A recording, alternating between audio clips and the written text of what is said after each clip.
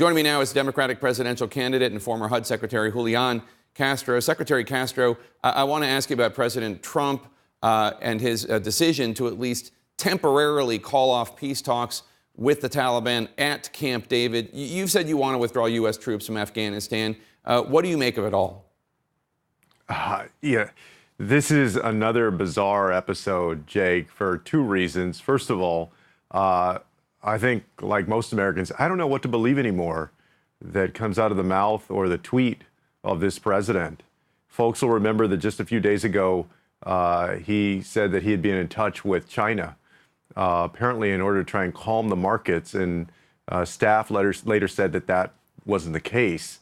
And so the way he tweeted this out, I'm still looking for confirmation that an actual physical trip to Camp David was planned. But if it had been planned, that's bizarre as well, because even though I do support a negotiated political settlement there that will increase stability and make sure that Afghanistan is not used as a base of terrorist operations, it's very odd to invite a terrorist organization like that to Camp David. That's not in keeping with the way that the United States negotiates. And I draw a straight line between this and the fact that he has elevated Kim Jong-un with 3 summits now, even though in the first summit, the Singapore summit, Kim Jong-un promised that North Korea would give to the United States an inventory of its weapons so that we could use that as the basis for future negotiations. Mm-hmm. They never did that. Mm-hmm. And still at the same time, there was a second summit and a third summit. And so this is the worst president when it comes to negotiating, I think, that we've had in a very long time. It's another bizarre episode. It's more of his erratic behavior that people are tired of. And that's one of the reasons I believe that he's going to lose in 2020. Well, the president has spent a lot of time in the last week trying to insist that his tweet a week ago today, in which he told people in Alabama and other states, but the incorrect information was Alabama, that the storm Hurricane Dorian was going to hit them much harder than had been predicted. That was not true, according to the experts at the time. The National Oceanic and Atmospheric Administration put out a statement, I think on Friday, which disputed its own scientists and weather experts to back up the president's claim that Alabama would likely be hit much harder than anticipated. What did you think of that? Look, those organizations are supposed to be independent, neutral, scientific organizations that don't play politics. That's what we want them to be. Under the Trump administration, whether it's them or it's folks will remember the National Park Service. After the National Park Service, on the very first day of this administration, they put out that photo that showed that his crowd size at the inauguration was not what he claimed, and he tried to browbeat them.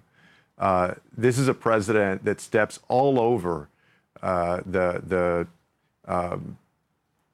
traditional role of a chief executive when it comes to these organizations. And what happens is that you compromise the trust that's supposed to exist between their work and the American public. And so it's a real embarrassment. I wish I could say that I hope this president is going to not do that again. But again, it's the same erratic behavior, destructive behavior that is deprofessionalizing mm-hmm. the government of the United States of America and turning us into a banana republic little by little. I think Americans have had enough of it, and they're going to make a change in 2020. Both Bernie Sanders and your other fellow competitor, former Congressman Beto O'Rourke, have suggested they would be opening to using U.S. financial aid to Israel to push that country to pursue a two-state solution with the Palestinians. Is that something you would consider? Well, look, I believe that we're going to have an opportunity after the September elections in Israel.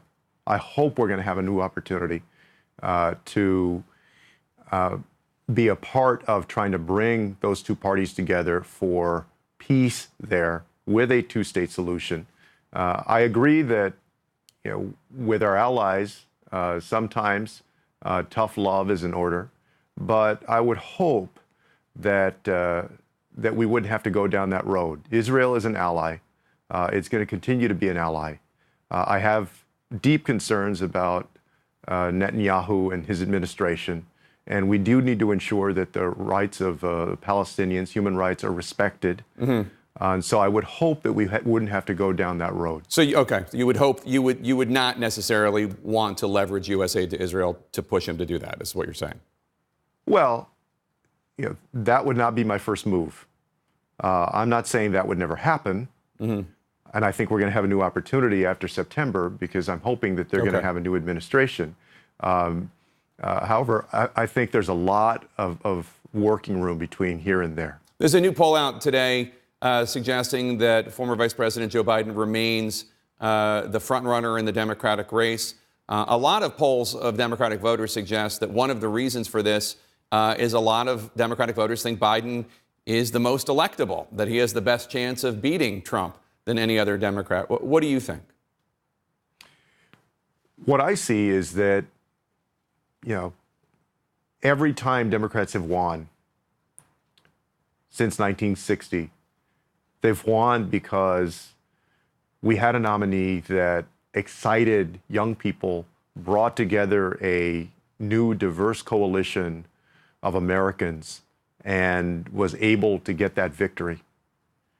Whether you're talking about Kennedy or even Carter in '76 in his own way, Bill Clinton in 1992, or Barack Obama in 2008, I'm confident that I can reassemble that Obama coalition and then take it to the next level so that we can go back and get Michigan, Wisconsin, and Pennsylvania that we lost by less than 77,000 votes collectively, and also go get the 29 electoral votes of Florida, compete in places like Arizona, Texas, and Georgia. And so that's what I think the winning formula is for Democrats in 2020. It's not to play it safe.